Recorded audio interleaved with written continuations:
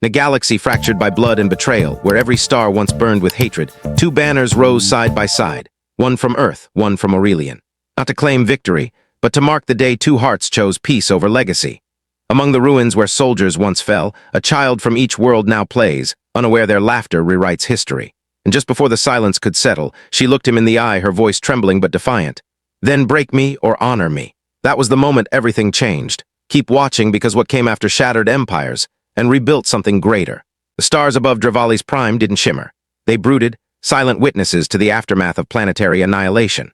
Below, the surface still bled smoke from craters too deep to measure, wounds carved not just into stone and steel, but into the soul of a world that once hummed with alien breath. Now only the heat shimmered across the charred ridges like dying spirits whispering in the ash. High above, in the sterile chill of the orbital command hub, the silence was clinical, unnerving. The air tasted of recycled filters and sanctioned intent. No emotion, no ceremony, just war by numbers. Lieutenant Jalen stood alone in the center of the debriefing chamber, helmet clipped to his hip, jaw tight, spine too straight. He was young by rank, but there was something in his eyes, something colder than the steel around him. Not dead inside, no. Worse, experienced. On the screen before him, a red pulse blinked over Sector E9. The final Aurelian life sign still flickering. High priority. No visual, no comms, no context, just one instruction: eliminate. He didn't ask questions, not because he lacked the courage, but because in this war questions got people killed, or worse, noticed. The voice that issued the order was filtered, mechanical, authority behind a veil. Execute cleanly, burn signature, no recovery. In silence, Jalen nodded once. No salute, no reply. He turned, boots echoing against the metallic floor like judgment. He passed rows of empty lockers, racks of polished rifles, screens showing old-world broadcasts distorted by space interference. Somewhere, Earth's children laughed in old commercials selling toys no one played with anymore. The juxtaposition stabbed. He entered the drop pod chamber, sealed himself in with the hiss of hydraulics. The pod was a sarcophagus of purpose, sleek, black, coffin-shaped. Inside, there were no lights, just the dull thrum of power spooling like a heartbeat under metal skin. He sat, buckled in, eyes closed, and listened, not to the systems, but to the silence inside himself. War had taught him to follow, to shut down the parts that asked why. But today, something felt wrong. He didn't believe in omens, but he'd learned to trust the weight in his gut. That pressure like something ancient pushing up from beneath logic. He checked his sidearm, his field blade, and the biothermal suppressant they insisted every operative carry. Why suppress thermal if your target's already dying? A whisper inside him said, this isn't an execution, it's a cleanup, a cover-up. The pod shuddered as the launch sequence ignited. His body locked into acceleration position, fingers tightening involuntarily around the crash grips. Then silence gave way to fury. He dropped through orbit like a fallen god, flames licking the skin of the pod, gravity snarling around him. The clouds of Drevali split like black silk, revealing the ruined world beneath. From above, Sector E9 looked like a broken lung, cracked canyons, rivers of coolant steaming into the sky, ruined structures collapsed into themselves as if ashamed to still exist. There were no signs of movement, no comms, no survivors, only the echo of battles fought far too long. Jalen's pod impacted with a controlled jolt, metal screeching as the braces unlocked. Dust and chemical mist hissed past the cracked hatch seal. He stepped out alone, the world welcoming him with silence. The ground crunched under his boots, glassified sand, scorched bone, twisted alien metals melted into grotesque shapes. Drevali's didn't just lose a war, it had been unmade. He moved methodically, scanner in one hand, sidearm holstered but ready. A faint signal blinked across his visor. Biosignature, weak, dying, just ahead but still alive. Aurelian. He crested the ridge and froze. There, amidst the shattered remains of an air shuttle, tangled beneath burned-out struts and debris, something moved. Not a soldier, not a weapon, just a shape, small, slumped, bleeding. Jalen stepped closer, each breath shallow, each second colder than the last. It was a woman, not human. Her skin shimmered with pale bioluminescence even through the grime, hair coiled in silver-threaded braids that clung to her cheeks. A slit ran from her ribcage to her hip, blood pooling violet beneath her. She wasn't aiming a weapon. She wasn't armored. She wasn't fighting. She was barely breathing. One eye fluttered open, golden and glowing faintly beneath the dirt. Her gaze locked onto his chest, onto the patch he wore, and for a moment her face didn't twist in rage. It softened. As if she had seen this ending in a dream long ago. Her voice cracked, fragile, broken. You're late. Jalen stood still, the wind tugging at his jacket, carrying the scent of coolant and ash and something older, blood that didn't belong on this world. He should have raised his weapon, should have ended it. Instead, he knelt. And as he reached for the med pack slung across his hip, a single sentence slipped from his lips, unbidden. She's not a soldier anymore, she's just bleeding. And just like that, the war changed. Not with a bang, but with mercy. The wind on Drevali's didn't whisper. It hissed. It slithered across the cracked, sun-blasted surface like a warning no one ever heeded. The sky overhead had turned the color of bruised ember, casting an unnatural rust light that painted everything it touched in shades of bleeding memory. Every ridge, every ruined outcrop looked like it had been gnawed by time and fire alike. Jalen moved through it like a ghost in borrowed armor. His boots left shallow imprints in dust that once belonged to buildings, vehicles, people.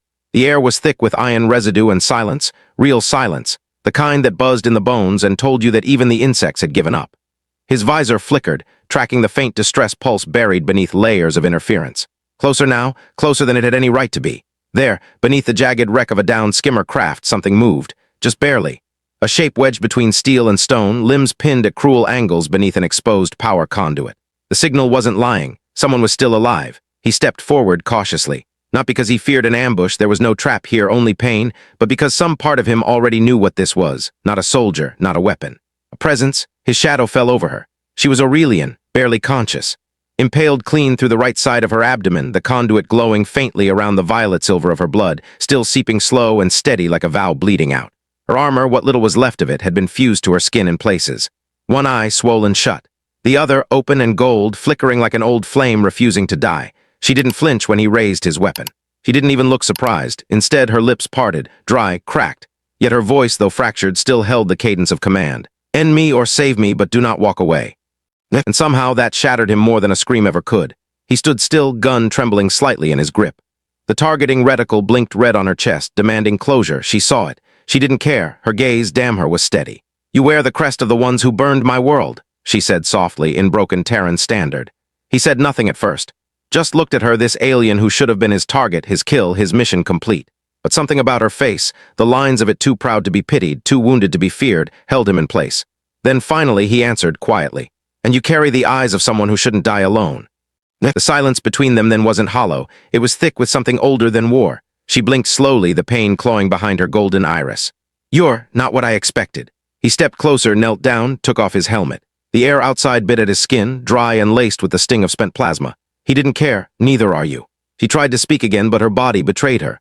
A tremor passed through her chest, sharp and involuntary. Blood spilled from the side of her mouth. Her head dipped, and for a heartbeat he thought she was gone. Panic surged in him, not the kind you feel in battle, but the kind you feel when something fragile is slipping from your fingers and you don't even know why you're reaching. He reached not with protocol, but with instinct. Her skin was cold beneath his gloves, and when her eyes fluttered open again, there was something softer in them. Not trust. Not yet. But the beginning of something, an opening. He looked at his comlink, still active, still transmitting. They'd be listening, tracking, expecting confirmation, expecting him to finish it. Instead, he did something he couldn't undo. He crushed the link under his boot. The sound it made was small. But in that moment, it was the loudest thing on the planet. She saw it. Her lips parted slightly, not in surprise, but in quiet recognition. You've just branded yourself a traitor, she whispered. Maybe, he replied, but not to myself. The wind picked up again, wailing across the shattered canyon like a thing mourning its own extinction. Dust lifted in spirals, catching the dying light like memory made visible. He slid his arms carefully beneath her, gritting his teeth as she gasped in pain. She was lighter than she looked, bones strangely hollow beneath the flesh, like birdkind evolved in starlight. Her blood soaked into his jacket. It smelled faintly of crushed flowers and iron. She didn't resist. She just murmured, half delirious. His name was Kalen. Jalen blinked, your son. She nodded faintly, gone. Then she blacked out, and in that moment, holding the enemy in his arms with the sky burning above them and the ground broken beneath them, Jalen Reese made a choice no soldier is trained to make. Not to win, not to obey, but to protect. Even if no one else would. The dark swallowed sound inside the shaft. It wasn't the kind of silence you hear. It was the kind that presses on your skin, seeps beneath your armor, and whispers things that only the dying or the desperate understand. The walls of the abandoned Drevali's mining tunnel were still warm from the blast furnace sun. But deeper in, past the rusted tracks and shattered ore bins, the air turned still and sharp, like old breath caught in stone. Jalen carried her like she was made of glass and fire. Her body, lighter than a human's but unnaturally dense in its heat, pressed against his chest. Every step jarred something broken in her. She didn't cry out. She didn't need to. Her breath stuttered through clenched teeth. Blood, now half coagulated and glowing faintly violet in the dark, had dried into the seam of his collar. It pulsed dimly with each of her failing heartbeats. He found an alcove, low ceiling, collapsed roof beams, scattered crates and scrap. Good enough. Hidden, dry, he laid her down on a frayed tarp, his own jacket folded beneath her head. Her skin shivered as he pulled back what remained of her armor, fused to her side, charred into her. Even touching it made her body tense in reflex. He unlatched the medpack, hands moving automatically. Foam sealant, thermagel. Rian strips expired but better than nothing. He didn't stop to think, just worked, pressure, spray, seal. The conduit wound had cauterized around the edges, but deeper inside something still bled, an organ unfamiliar to human charts twitching weakly. Don't fade, he muttered under his breath, wiping sweat from his brow. Not yet, her eyes flicked open. Golden, luminous, distant, then sudden panic, she jolted upward. Why? She hissed in broken Terran, hand clawing for a weapon that wasn't there. Why not finish me? Jalen didn't move. He didn't reach for his pistol, though it was just inches away. He met her gaze, not as an operative. Not as a human, just as a man who'd lost too much. Because, he said, voice low like he was saying it to her and himself, you remind me that not all enemies are monsters. Her expression twisted, unreadable. Alien muscles made alien expressions. But grief crossed every species. She slumped back, the fire in her limbs extinguished for now. Jalen reached for the water flask. Only a third remained, that was it. No resupply. No fallback. He unscrewed the cap and pressed it to her lips. At first she refused, lips trembling, jaw tight. You'll die, she whispered. I know, he said. Drink anyway. She did. Each sip was a promise unspoken. You matter, even if they said you don't. He leaned against the wall, letting his head fall back, staring into the cracked ceiling. In the dark, with the silence and the heat fading, memories came uninvited. His sister, she died in the Second Expansion War. Not in battle, not even in combat, caught in a humanitarian corridor when someone decided the ceasefire didn't apply anymore. She had screamed for help over the comms. He hadn't reached her in time. They told him it wasn't his fault. But that was the moment something inside him broke, or maybe opened. And now here he was, saving the enemy his sister never got the chance to fear. He glanced back at the alien woman, now breathing easier. A pulse flickered at her throat, slow but steady. She opened her eyes again, softer this time. You don't know my name, she murmured. I don't need it, he replied. But I want you to, she said, almost defiant. A pause. Virela, she said. He nodded. Jalen. No rank, no title, just two names in the dark. She looked up at the curved metal above them, breath shaky. Your people will come, she said. They'll find you. They'll find both of us, he answered. And when they do, I'll lie. She blinked slowly, as if unsure whether he was a fool or something else entirely. They'll execute you for this. Maybe, he said, but not tonight. She turned her head slightly toward him, the glow of her eyes softening. You're not like the others. No, he said after a pause. I used to be. They sat in silence, not because they had nothing to say, but because the words they wanted hadn't been invented yet. Words that could fit between a human and an alien lying broken beneath a world that wanted them both gone. Outside, the wind had changed. A deeper howl now, like something ancient circling, patient and hungry. Inside the shaft, though, for the first time since the drop, the air felt still, not peaceful, but still. And in the dark, for just a flicker of time, enemies became something more dangerous. Survivors. The tunnels breathed around them, old breath from a forgotten planet, moist with rust and ancient mineral rot. Somewhere far above, the surface still burned under war's fading roar. Drone wings sliced the sky in lazy, predatory arcs, their scanners hunting for signals, heartbeats, warmth, betrayal. But down here beneath stone and bone, the hunt had turned inward. This was no longer about escape. This was about truth, slowly rising through infection and silence. Jalen's boots splashed through shallow water that wasn't water, gray-blue, slick chemical coolant that hissed against his armor with each step. The light from his shoulder lamp flickered, struggling to penetrate the vapor crawling over the ground like a living thing. Behind him, Virela moaned softly, her body trembling in his arms, slick with fever. She stopped speaking in Terran. Her language had shifted, fluid Aurelian, melodic and broken, a lullaby or a warning, maybe both. Her skin had grown too hot, not burning, radiating. He found a small junction room where 4 tunnels intersected. Storage crates, collapsed ceiling tiles, and a half-buried ventilation unit still exhaling warm air into the void. Good enough. He laid her down gently, brushing damp braids from her face.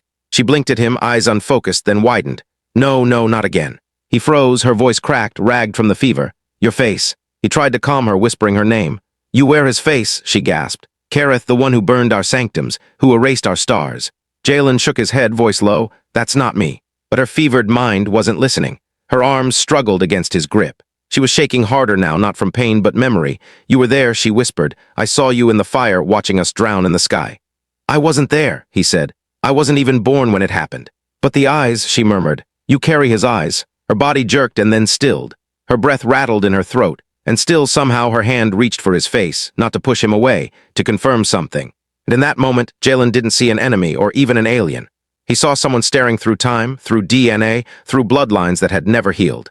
He saw guilt that had lived too long without apology.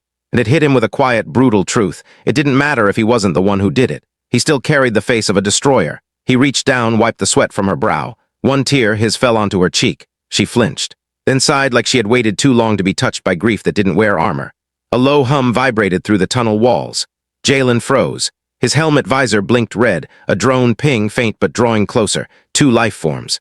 No IFF tags, target match probable. He scooped her up again, heart racing. To the right, an emergency coolant flush tunnel half flooded. Risk of contamination high. Risk of discovery certain if they stayed. He didn't hesitate. The coolant burned cold, icy needles slicing at the seams of his suit. Virela whimpered, unconscious again. He pulled them under the surface, holding her tight, face half submerged. The fluid stung his eyes. His chest tightened. Footsteps above. Metallic, rhythmic. Scanners pulsed through the floor like heartbeat echoes. Silence. He didn't breathe. The drone passed. Jalen surfaced slowly, exhaling like it hurt to come back to air. Then something pulsed beneath his hand. He looked down at Virela's side. Her skin glowed faintly, not with fever but patterned light, curling symbols etched into her lower ribs, bioluminescent glyphs forming and fading like whispers in code. He pressed gently. Projection shimmered into view for half a second, just long enough to show a memory crystal embedded in her body. Not mechanical, not installed. Grown, he blinked, stunned. Living archives, forbidden Aurelian tech, thought to be myth. Her body didn't just carry memories, it was memory. And someone had gone to great lengths to make sure no one ever found it. He swallowed. So that's what this mission was, not to kill a survivor, to erase a witness. He looked down at her, chest rising slow, shallow. Her eyes opened again, this time steady. Now you know, she whispered. Jalen nodded. I know. He didn't ask who put it in her. He didn't ask what it showed. He just knew everyone wanted it silenced, and he was the only one left who could keep her breathing. Outside, the hunt continued. But down here in the dark, 2 hunted things had just stopped running. Beneath the skin of Drevali's, deeper than maps dared to record, the rock opened like a wound too old to heal. The descent had been silent, save for the soft drag of boots over stone and the occasional clatter of a loosened fragment tumbling into the dark. Light was scarce. Jalen's shoulder lamp barely touched the walls, and even when it did, it felt like the stone resisted illumination, as if memory didn't want to be disturbed. The temperature dropped the farther they went. Not the cold of air, but something older. A chill of knowing. The kind of cold that curled beneath armor, that crept under the bones and whispered, "You've been here before, even if you haven't." They emerged into a chamber that made sound hold its breath. It wasn't vast, not in size, but in presence. A cathedral of stone shaped not by machines, but by time and reverence. The ceiling arched above them in natural ribs of black crystal. Thin blue veins pulsed inside the walls, faint as starlight, alive but distant. The floor bore markings, carved deep and filled with what looked like molten metal frozen mid-glow. Symbols, language, not Aurelian, not human, something shared and long forgotten. Jalen stepped forward, and the instant his boot brushed the first ring of the carving, the light shifted. A line of glyphs lit up in sequence, one after another, spiraling inward to the center of the room. And in that center, a raised stone pedestal, smooth as bone, glowed to life. Virela gasped behind him. Her voice was quiet but sharp. "Don't move." He turned slowly. She was staring not at the pedestal, but at him. "No one outside the old blood can activate it," she whispered. Jalen frowned. "What does that mean?" He stepped closer, brushing dust off a side pillar, revealing the same crest etched into its surface. 6 lines arcing like wings around a sunburst core. It was a perfect match to the faded insignia on the inside of his father's knife sheath. An heirloom, nothing more, or so he'd believed. He felt the ground tilt beneath that thought. Virela's gaze didn't waver. "You carry the mark." "I thought it was just a family symbol," he murmured. She stepped closer. Her expression was unreadable. Not fear, not accusation, just calculation. "That's not a symbol," she said. "That's a blood seal, a genetic glyph passed down through Hoslines, one of the progenitor keys." His throat tightened. "To what?" "To the plague that ended the First Alliance," she replied. "The same plague that reduced 13 systems to static and silence. My people called it the Breathless Fire. Your kind called it Project Halo." Jalen staggered back a step, as if the air had become heavier. "My great-grandfather," he began, but the words turned to ash in his mouth. Virela looked away, not in anger, but in pain too deep to wear openly. "I was a child when the echoes came," she said. "Our skies went blind. Our oceans boiled under the code. It didn't kill like a weapon. It rewrote bodies, minds, machines. It made us forget who we were before it." Jalen dropped to one knee beside the pedestal, hands trembling. "I didn't know." "I believe you," she said softly. "But it doesn't change what's inside you. The signature is active. This place, this temple, it's a memory vault. One of the last. And you just opened it." He looked up at her, eyes wide. "Why me?" She touched her chest, just above the faint glow of the memory crystal beneath her skin. "Because the war we're in didn't start a decade ago. It started here, with people who wore your face and mine, and made promises they never kept." She walked to the altar. Her fingers brushed the surface, and the room responded with a low, resonant hum, like something waking from centuries of slumber. "I was trained to kill anyone who bore that crest," she said, "and yet here you are offering water instead of fire." He rose to stand beside her. "I came here to finish a mission," he said, "but now I don't even know who gave that order, or why." Virela glanced at him, her eyes reflecting the altar's glow. Then maybe we both have something to unlearn. He reached out, palm hovering over the pedestal, not touching. Not yet. What happens if I activate it? Her answer was barely a breath. The truth remembers itself, even when we try to bury it. He lowered his hand. The pedestal pulsed beneath his touch. The entire room responded, walls lighting, glyphs unfolding like petals across stone, a low vibration crawling up through the soles of their feet. A voice, ancient and layered, filled the chamber, not in words, but in understanding. A treaty once made, a vow once broken, the covenant of breath and light, not just a truce. A bond. A union of biology, memory, and law sealed between the ancestors of two species, never honored, nearly lost. And in that chamber, surrounded by truth too dangerous to survive daylight, two descendants stood at the edge of something far older than war. A choice, a chance, or perhaps the final warning. Betrayal doesn't always arrive with a gunshot. Sometimes it wears the voice of someone who used to know your name. Night had fallen over Drevali's, though you wouldn't know it from underground. The darkness in the hidden chamber wasn't just the absence of light. It was thick, sentient, like something waiting for permission to breathe.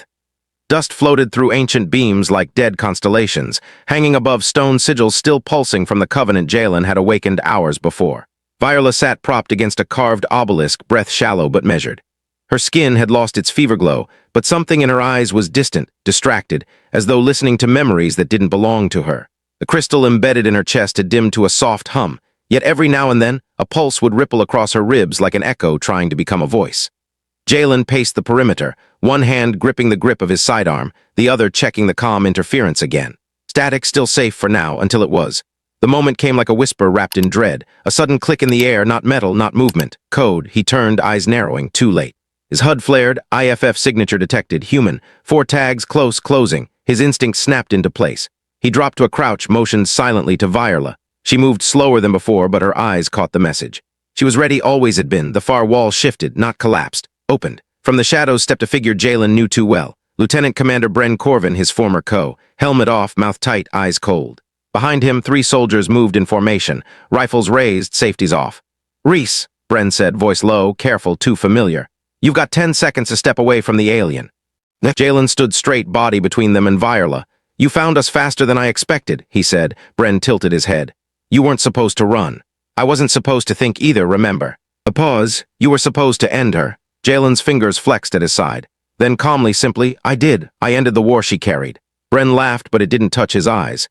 "That's not poetic, that's treason. She's a living weapon. Do you have any idea what she's hosting inside her?" Jalen's jaw tensed. "Do you?" "I don't need to," Bren replied. "Because Command does, and they want it gone, erased, along with her." Virela stood, not easily, but with purpose. Her balance faltered, and Jalen moved to help her, but she shook her head once. "No," she whispered. "Let them see." The crystal in her chest flickered brighter, as if responding to her voice. She stepped forward, eyes locking on the soldiers. Their rifles didn't lower. Then she spoke, not in Terran, not in Aurelian, but in a deep, resonant tone that vibrated the air itself. Her throat glowed with ancient bioluminescence as she activated something older than any of them. A frequency the soldiers winced. Bren flinched. His earpiece screamed static. She wasn't speaking to them. She was calling. Jalen turned to her. "What did you just do?" Virela didn't answer. She was still glowing, shoulders pulled back, eyes like burning glass. Then, from above, a shriek of engines, followed by light descending through the cracks in the chamber ceiling. They came fast. 3 Aurelian skimmers, cloaked until the last second, dropped like blades of starlight. Boots slammed against the stone as soldiers poured into the ruins, tall, armored in obsidian glass, helms carved like animals from myth. Guns raised, Jalen instinctively stepped in front of Virela again, but she moved past him. She lifted a trembling arm, signaling with a hand sign lost to Terran history. The Aurelian soldiers halted. One of them lowered his weapon first, helmet retracting. "General Virela." She nodded once, alive against all odds. The soldier's expression faltered. "We were told you had perished." She turned slowly, gaze drifting toward Jalen. Her voice was soft but clear. "I almost did." Bren's voice cut through. "You think this changes anything?" Virela faced him. "I summoned my people under a bond older than this war. When you tried to silence with fire and false orders." She reached down, drew the blood-soaked fragment of an ancient crest from her waist pouch and tossed it at Bren's feet. The Aurelian soldiers saw it, knew it. One stepped forward, lowering his weapon all the way. "If she invoked the first bond, we are oath-bound." Another added, "Even if her protector is human." Bren raised his weapon. "Then you die with her." He fired. The round never reached its target. Jalen had moved before the trigger finished pulling, slamming Bren's weapon upward as the shot tore into the ceiling. The 2 men crashed to the ground in a blur of fists and fury. Years of training collided with raw betrayal. They fought not like enemies, but like brothers split down the middle by different truths. When it ended, Bren was pinned beneath Jalen's knee, lip bloodied, eyes wild.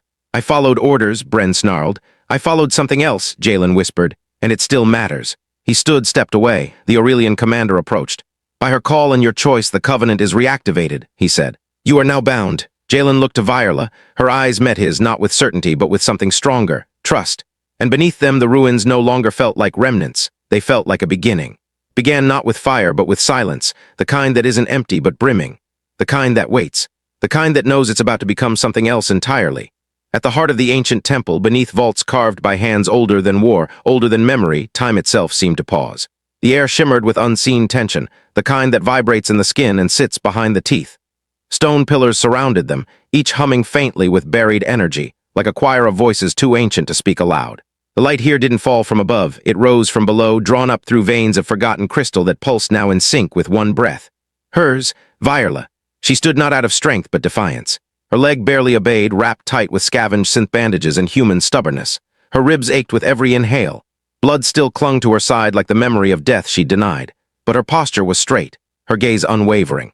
Jalen stood behind her, breath steady, one hand hovering near the hilt of a weapon he had no intention of drawing. His presence was quiet, but not small. He carried something now, not guilt, not hesitation, conviction. Before them, the chamber swelled with armored silhouettes, Aurelian soldiers cloaked in midnight plating, eyes gleaming with suspicion, disbelief, and something colder. At their center stood Kale, Virela's brother. Taller than most, his features sharper, eyes etched with the kind of grief that calcifies into command. His rifle was not raised, not yet, but it rested in the crook of his arm like a threat that had simply not been spoken aloud.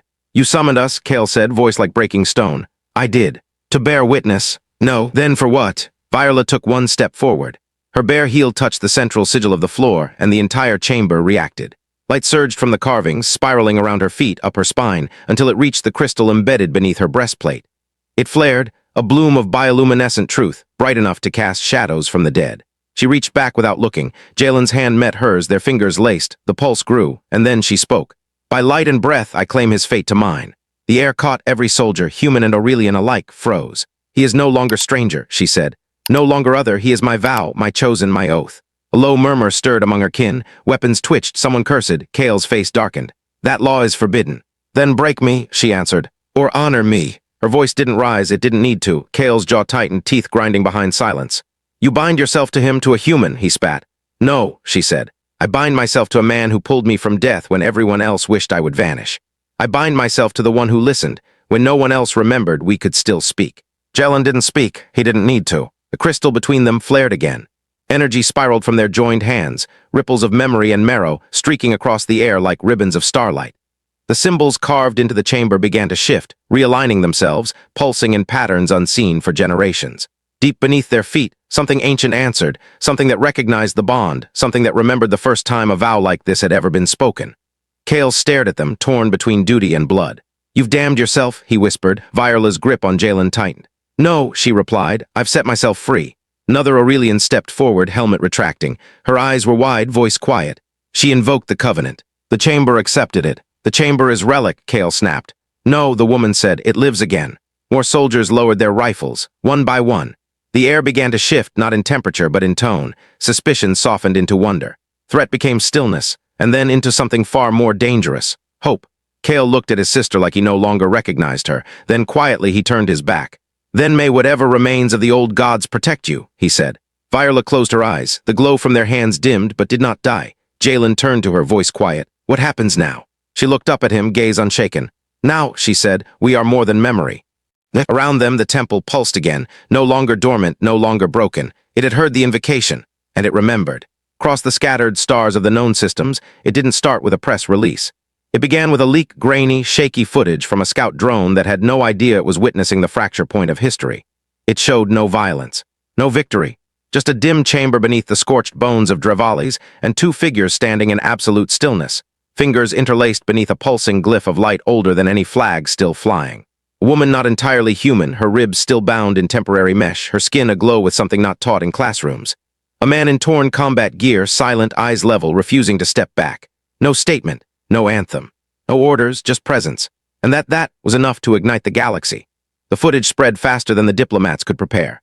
Before the media filters could dilute it, before military censors could stamp their warnings over the frame, the image had reached terminals on Arches Prime, on the refugee belts of Skura Station, and even inside the sealed citadels of high Earth governance. Two figures, one oath, one moment, not conqueror and conquered, but equals. And then came the questions, not from the people, but from those who profited off their divisions. The diplomatic channels trembled. Emergency summits were called, not in ornate halls, but in hidden servers and encrypted satellites, where the elite screamed behind holograms while the masses watched in silence. The High Chancellor of Earth labeled it reckless fraternization. The Aurelian Council branded it dangerous myth-making. Neither could look away, because something old, something long buried beneath treaties and bloodlines, had been unearthed. In private rooms, generals whispered of chain-of-command violations and unsanctioned alliances. In back-channel deals, senators traded fear like currency. They spoke of contamination, of ideology, of biology, of something worse, empathy. But outside those walls, the people had already made up their minds. On the agricultural moons, farmers painted their tools with the sigils of both empires. On war-ravaged colonies, children began tracing Jalen's crest into the dust next to Virela's crystal glyph. On Scarion's moons, half-scorched from failed peace talks, a rogue artist projected their image across the crater wall at dusk. The human and the Aurelian, side by side, palms together, not in defiance, but in quiet promise. It wasn't just the act that changed things. It was the silence that followed it. No speeches, no parades, just a galaxy pausing long enough to remember what it meant to hope. Inside the grand tribunal of the Terran core, a senator whispered, "She bonded to him under an ancient law. That makes him untouchable." A voice answered, colder, "It makes him dangerous." But for every whisper of fear, there were 10 more of curiosity. Could this be the beginning? Could this be real? Could two hands, wrapped in memory and scar tissue, do what fleets never could?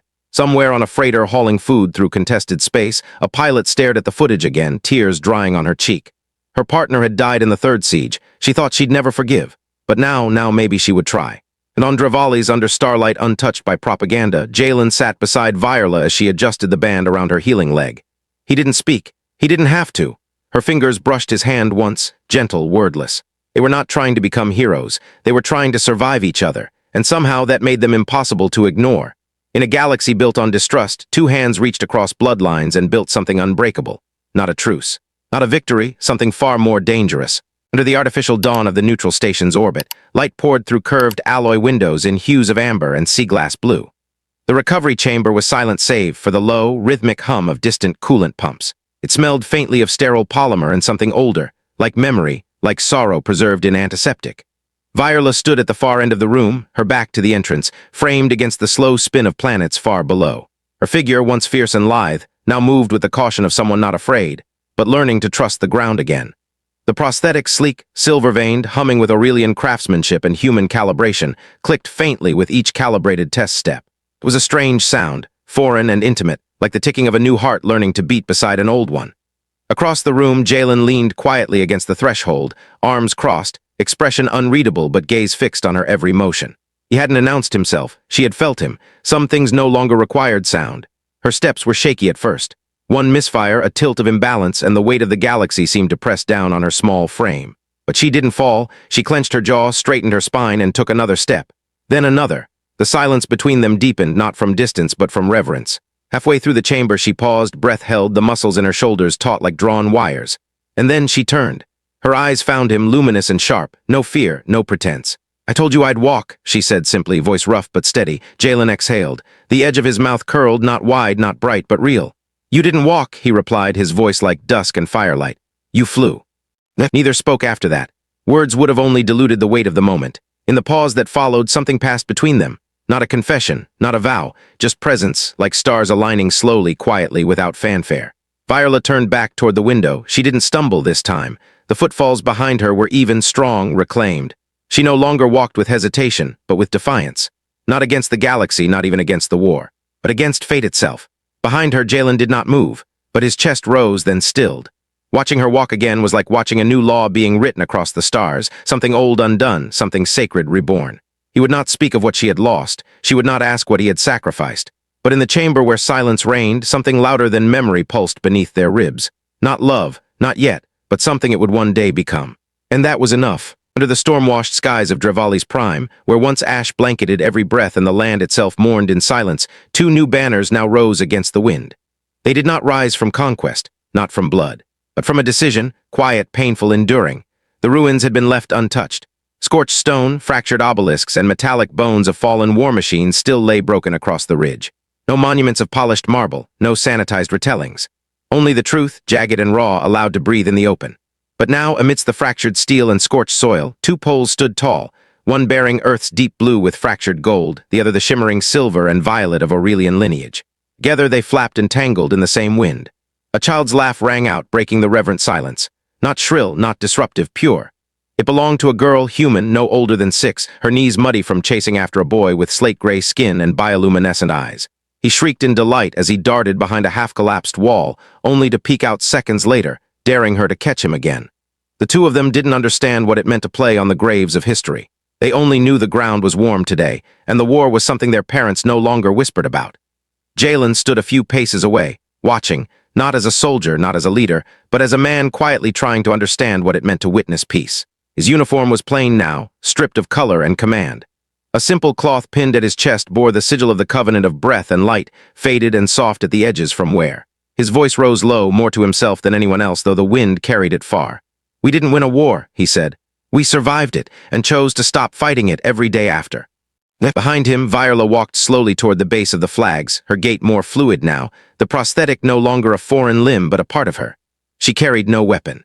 Her hands were bare, save for the pale echo of an old brand now overlaid by the symbol of the treaty, etched in iridescent ink, alive beneath her skin. She stopped beside Jalen and looked up at the fluttering flags. Her voice, when it came, was quiet. "Do you think they'll remember the truth?" He didn't answer immediately. He watched the children dart again behind broken stone, laughter rising. "No," he said finally, "but I think they'll remember the silence, the kind that doesn't follow gunfire." Virela nodded slowly, and for a moment the wind died. A peace settled not in the air but between their hearts, two former enemies now bound by something unspoken, unnamed but undeniable. Overhead the twin suns of Drevali shifted. Shadows moved. The light filtered through broken structures and wove new shapes across the ground. Some saw ruins, some saw beginnings. In that place where the galaxy had once broken itself open, two flags remained, beacons not of empires but of choice. And beneath them, a little girl fell laughing into the arms of the Aurelian boy, who caught her without hesitation. The war was over, but more than that, it was remembered rightly, not with pride but with purpose, and bound her life to his with nothing but breath and light. They didn't fall in love like stories say. They chose each other, through blood, through loss, through betrayal and truth buried in ancient stone. Now in the ashes of Drevali's prime, where the stars once witnessed only death, two flags rise side by side. And under them children laugh, too young to understand war, but just old enough to begin something new. Because sometimes, saving the galaxy doesn't begin with a fleet. It begins with a hand held out to your enemy. If that moved something inside you, wait until you see what happens when the forgotten awaken beneath the moons of Alaris. Subscribe and I'll show you what they've kept buried for centuries. We're just getting started on Alien Chronicles. H1ECFI ChatGPT.